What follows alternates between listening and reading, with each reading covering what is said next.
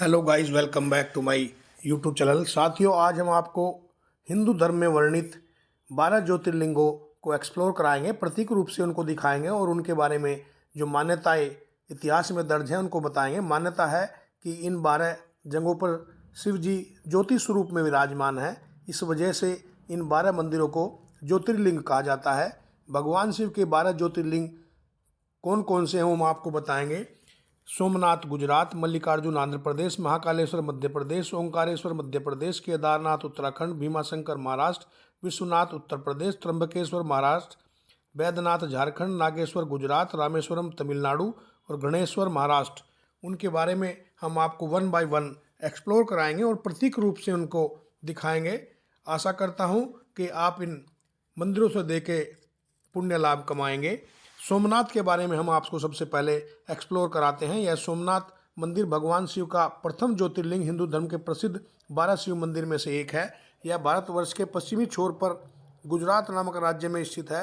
यह भारतीय इतिहास तथा हिंदुओं के चुनिंदा और महत्वपूर्ण मंदिरों में से एक है। गुजरात के सौराष्ट्र क्षेत्र के वेरावल बंदरगाह में स्थित इस मंदिर के बारे में कहा जाता है कि इसका निर्माण सोम चंद्रदेव ने किया था, जिसका उल्लेख ऋग्वेद में स्पष्ट रूप से मिलता है।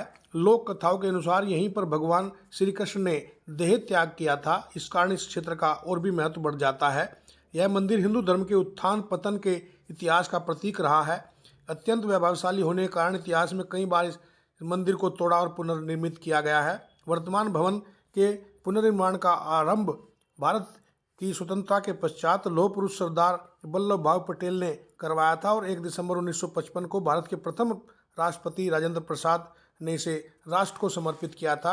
अब जो हम आपको एक्सप्लोर करा रहे हैं, यह मल्लिकार्जुन ज्योतिर्लिंग है। भगवान शिव के 12 ज्योतिर्लिंगों में से इसका दूसरा ज्योतिर्लिंग स्थान माना गया है। यह आंध्र प्रदेश के कृष्णा जिले में श्री सैलम पहाड़ी पर स्थित है।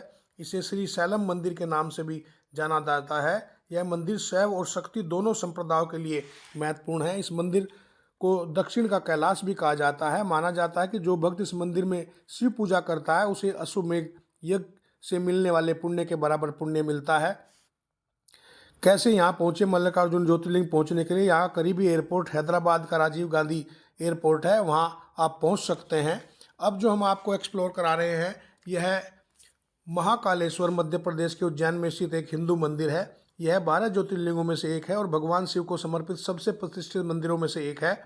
यह मंदिर शिप्रा नदी के किनारे बसा है। महाकालेश्वर की मूर्ति दक्षिणामुखी है, अतः इसे दक्षिणामुखी ज्योतिर्लिंग भी कहा जाता है। महाकालेश्वर मंदिर की वास्तुकला मराठा, भूमिजा और चालुक्य शैलियों का मिश्रण है। महाकालेश्वर मंदिर से जुड़ी अन्य मान्यताएं हम आपको बताएंगे। महाकालेश्वर मंदिर के दर्शन करने से मोक्ष की प्राप्ति होती है। महाकालेश्वर मंदिर को देश का नाभि स्थल कहा गया है। महाकालेश्वर मंदिर को लेकर पुराणों, महाभारत और कालिदास जैसे महाकाव्यों में लिखा हुआ है। महाकालेश्वर मंदिर के गर्भगृह में भगवान महाकाल के अलावा माता पार्वती, भगवान गणेश और कार्तिकेय की मूर्ति भी स्थित हैं। अब जो हम आपको एक्सप्लोर करा रहे हैं, यह ओंकारेश्वर ज्योतिर्लिंग है। ओंकारेश्वर ज्योतिर्लिंग मध्य प्रदेश के इंदौर शहर से लगभग 78 किलोमीटर दूरी पर नर्मदा नदी के किनारे स्थित है। यह एकमात्र मंदिर है नर्मदा नदी के उत्तर में स्थित है। यहाँ पर भगवान शिव नदी के दोनों तरफ तट पर स्थित हैं। भगवान को यहाँ पर ममनेश्वर या अमलेश्वर के रूप में पूजा जाता है। यहाँ पर भगवान शिव नर्मदा के किनारे ओम के आकार वाली पहाड़ी पर विराजमान है। हिंदू धर्म में ओंकारेश्वर मंदिर को लेकर कई मान्यताएं हैं, जिसमें सबसे बड़ी मान्यता यह है कि भगवान भोलेनाथ तीनों लोगों का भ्रमण करके प्रतिदिन इसी मंदिर में रात को सोने के लिए आते हैं। महादेव के इस चमत्कारी और रहस्यमय ज्योतिर्लिंग को लेकर यह भी मान्यता है कि इस पावन तीर्थ पर जल चढ़ाने बगैर आपकी यात्रा अधूरी रहती है। अब जो हम आपको एक्सप्लोर करा रहे हैं, यह केदारनाथ ज्योतिर्लिंग है। केदारनाथ मंदिर भारत के उत्तराखंड राज्य के रुद्रप्रयाग जिले में स्थित है। उत्तराखंड में हिमाचल पर्वत की गोद में केदारनाथ मंदिर 12 ज्योतिर्लिंगों में से सम्मिलित होने के साथ साथ 4 धाम और पंच केदार में भी एक है। यहाँ की प्रतिकूल जलवायु के कारण यह मंदिर अप्रैल से नवंबर माह के मध्य ही दर्शन के लिए खुलता है। पत्थरों से बने कत्यूरी शैली में इस मंदिर के बारे में कहा जाता है कि इसका निर्माण पांडव वंश के जन्मेजय ने स्वयं कराया था। यहाँ स्थित स्वयंभू शिवलिंग अति प्राचीन है। आदि शंकराचार्य ने भी इस मंदिर का जीर्णोद्धार कराया था। वर्ष 2013 में उत्तराखंड और हिमाचल प्रदेश राज्यों में आई बाढ़ और भूस्खलन के कारण केदारनाथ सबसे अधिक प्रभावित रहा था।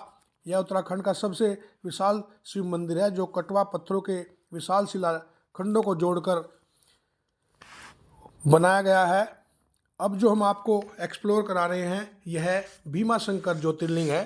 भीमाशंकर ज्योतिर्लिंग महाराष्ट्र के पुणे जिले के भीमाशंकर नामक गांव में स्थित शिव को समर्पित एक हिंदू मंदिर है। मंदिर पुणे से 110 किलोमीटर दूर एक पहाड़ पर स्थित है। मंदिर के आसपास के क्षेत्र में दुर्लभ पौधे और पशु प्रजातियां हैं। भीमाशंकर तीर्थ स्थल और भीमरती नदी के बारे में 13वीं शताब्दी में ही इतिहास में दर्ज है। ऐसा कहा जाता है कि सहस्त्रादि पहाड़ियों की चोटी पर शिव ने देवताओं के आदेश पर भीमशंकर का रूप धारण किया था और युद्ध के बाद उनके शरीर से निकलने वाले पसीने से भीमरती नदी बनी थी। 3250 फीट की ऊंचाई पर स्थित इस मंदिर का शिवलिंग काफ़ी मोटा है, इसलिए इसे मोटेश्वर महादेव के नाम से भी जाना जाता है। यहाँ आप रेल मार्ग और सड़क से आसानी से पहुँच सकते हैं और यहाँ श्रद्धालु कम से कम 3 दिन अवश्य रुकते हैं और पुणे से यहाँ पहुँचने के 4.5-5 घंटे लगते हैं। अब जो हम आपको एक्सप्लोर करा रहे हैं यह है काशी विश्वनाथ मंदिर। भगवान शिव को समर्पित एक प्रसिद्ध हिंदू मंदिर है।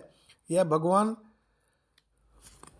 शिवलिंग यह भारत के उत्तर प्रदेश के प्राचीन शहर बनारस के विश्वनाथ गली में स्थित है। यह हिंदुओं के सबसे पवित्र तीर्थ स्थलों में से एक है और भगवान शिव के 12 ज्योतिर्लिंगों में से एक माना जाता है। यह मंदिर पिछले कई हजारों सालों से पवित्र गंगा नदी के पश्चिमी तट पर स्थित है। इस मंदिर के मुख्य देवता को श्री विश्वनाथ और विश्वेश्वर के नाम से जाना जाता है, जिसका शाब्दिक अर्थ होता है ब्रह्मांड के भगवान। ऐसा माना जाता है कि एक बार इस मंदिर के दर्शन करने से पवित्र गंगा स्नान करने से मोक्ष की प्राप्ति होती है। उसी के स्वरूप को हम आपको एक्सप्लोर करा रहे हैं और सदियों से काशी विश्वनाथ मंदिर का संचालन काशी नरेश द्वारा किया जाता रहा है, लेकिन वर्ष 1983 से उत्तर प्रदेश सरकार ने इसका प्रशासन अपने हाथों में ले लिया। मंदिर को हिंदू शास्त्रों द्वारा शैव संस्कृति में पूजा का एक केंद्रीय स्थान माना जाता है। महाराजा रणजीत सिंह ने इसमें सोना दान किया था, जो वहाँ पर आपको देखने को मिलेगा। त्र्यंबकेश्वर मंदिर को हम आपको एक्सप्लोर करा रहे हैं। त्र्यंबकेश्वर ज्योतिर्लिंग मंदिर महाराष्ट्र प्रांत के नासिक जिले में त्र्यंबकम गांव में है। यहाँ के निकटवर्ती ब्रह्मगिरी नामक पर्वत से ही गोदावरी नदी का उद्गम हुआ है। इन्हीं पुण्योतया गोदावरी के उद्गम स्थान के समीप स्थित त्र्यंबकेश्वर भगवान की भी बड़ी महिमा है। गौतम ऋषि तथा गोदावरी के प्रार्थनानुसार भगवान शिव इस स्थान में वास करने की कृपा की और त्र्यंबकेश्वर नाम से विख्यात हुए। मंदिर के अंदर एक छोटे से गड्ढे में 3 छोटे छोटे लिंग हैं। ब्रह्मा, विष्णु और शिव इन तीनों के प्रतीक माने जाते हैं। शिव पुराण के अनुसार ब्रह्मगिरी पर्वत के ऊपर जाने के लिए चौड़ी 700 सीढ़ियाँ बनी हुई हैं। इन सीढ़ियों पर चढ़ने के बाद रामकुंड और लक्ष्मण कुंड मिलते हैं और शिखर के ऊपर पहुंचने पर गोमुख से निकलती हुई भगवती गोदावरी भी आपको देखने को मिलेगी। त्र्यंबकेश्वर ज्योतिर्लिंग में ब्रह्मा, विष्णु और महेश तीनों को ही विराजित माने जाते हैं। अब जो हम आपको एक्सप्लोर करा रहे हैं यह वैद्यनाथ ज्योतिर्लिंग है। झारखंड के देवधर में स्थित इस ज्योतिर्लिंग को कामना लिंग भी कहा जाता है। शिव का एक नाम वैद्यनाथ भी है, इस कारण इसे वैद्यनाथ धाम कहते हैं। एकमात्र ऐसा ज्योतिर्लिंग है जहां शिव के साथ शक्ति भी विराजमान है। मान्यता है कि यहाँ माता सती का हृदय गिरा था, इसलिए इसे हृदय पीठ भी कहा जाता है। इसे ज्योतिर्लिंग के त्रिशूल नहीं यहाँ बल्कि पंचशूल चलता है। वैद्यनाथ मंदिर और पार्वती माता का मंदिर एक लाल रस्सी से बंधे हुए हैं, जैसा कि आप देख भी रहे होंगे।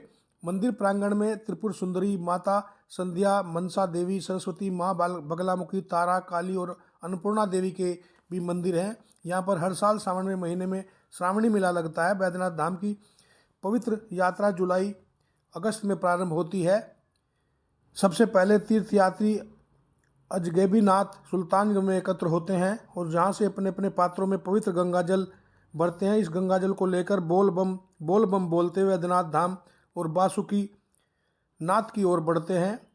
यहाँ आप रेल से भी पहुँच सकते हैं। अब जो हम आपको एक्सप्लोर करा रहे हैं यह नागेश्वर ज्योतिर्लिंग मंदिर है। भगवान शिव के 12 ज्योतिर्लिंगों में से 10वां ज्योतिर्लिंग है। यह ज्योतिर्लिंग प्रमाणिक रूप से कहाँ स्थित है यह विद्वानों के दावे प्रतिदावे के चलते रहने के कारण कहना आसान नहीं है। फिर भी गुजरात राज्य में गोमती द्वारका के बीच दारुकावन क्षेत्र में इसके प्रमाणिक स्थान होने की मान्यता अधिक है। शिव पुराण में गुजरात राज्य के भीतर ही दारुकावन क्षेत्र में स्थित ज्योतिर्लिंग को ही नागेश्वर ज्योतिर्लिंग कहा गया है।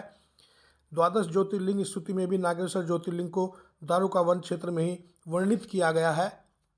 महात्म्य के अनुसार जो आदरपूर्वक इस शिवलिंग की उत्पत्ति और महात्म्य को सुनेगा, उसके दर्शन करेगा, वह सभी पापों से मुक्त होकर समस्त सुखों को भोगता हुआ भगवान परमानंद को प्राप्त करेगा। धार्मिक मान्यता है कि नागेश्वर मंदिर में भगवान शिव और माता पार्वती नाग नागिन के रूप में प्रकट हुए थे। अब जो हम आपको एक्सप्लोर करा रहे हैं यह रामेश्वरम ज्योतिर्लिंग है। भगवान शिव के 12 ज्योतिर्लिंगों में से एक है। तमिलनाडु के समुद्र तट पर स्थित इस मंदिर को रामायण कालीन माना जाता है। यह तमिलनाडु के रामनाथपुरम जिले में स्थित है। यह तीर्थ हिंदुओं के 4 धामों में से एक है। भारत के उत्तर में काशी का जो मान्यता है वही दक्षिण में रामेश्वरम की मान्यता है। यह हिंद महासागर और बंगाली खाड़ी के चारों ओर से घिरा हुआ एक सुंदर शंख के आकार का द्वीप है। भगवान राम ने यहाँ लंका पर चढ़ाई करने से पूर्व पत्थरों के सेतु का निर्माण कराया था। यह जो आप गलियारा देख रहे हैं यह के मंदिर के तीसरे प्रकार का गलियारा विश्व में सबसे लंबा गलियारा है। वायु मार्ग से आप यहाँ मदुरई एयरपोर्ट पहुँच सकते हैं। 170 किलोमीटर दूर चल के यहाँ पहुँच सकते हैं और ट्रेन द्वारा रामेश्वरम मंदिर से मात्र 2 किलोमीटर दूर ही यह ज्योतिर्लिंग स्थित है जहाँ आप दर्शन कर सकते हैं। अब जो हम आपको एक्सप्लोर करा रहे हैं यह महाराष्ट्र में बौद्ध भिक्षुओं के नज़दीक एलोरा की प्रसिद्ध गुफाओं के निकट बना हुआ घुमेश्वर ज्योतिर्लिंग है। इस मंदिर का निर्माण बताया जाता है कि 18वीं शताब्दी में देवी अहिल्याबाई होलकर ने करवाया था। शहर से दूर स्थित यह मंदिर सादगी से परिपूर्ण है। 12 ज्योतिर्लिंगों में से यह अंतिम ज्योतिर्लिंग है। इसे घुमेश्वर, गणेश्वर तथा गणेश्वर भी कहा जाता है। यह महाराष्ट्र प्रदेश में दौलताबाद से 12 मील दूर वैरुल गांव में स्थित है।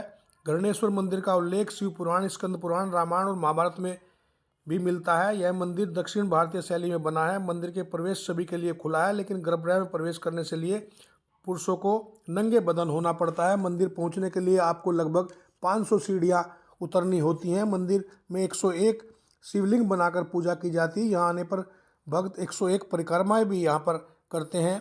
आशा करता हूँ कि यह मेरा वीडियो आपको अच्छा लगा होगा। अच्छा लगा हो तो मेरे चैनल को लाइक से और सब्सक्राइब करें। इसी उम्मीद के साथ आपका धन्यवाद।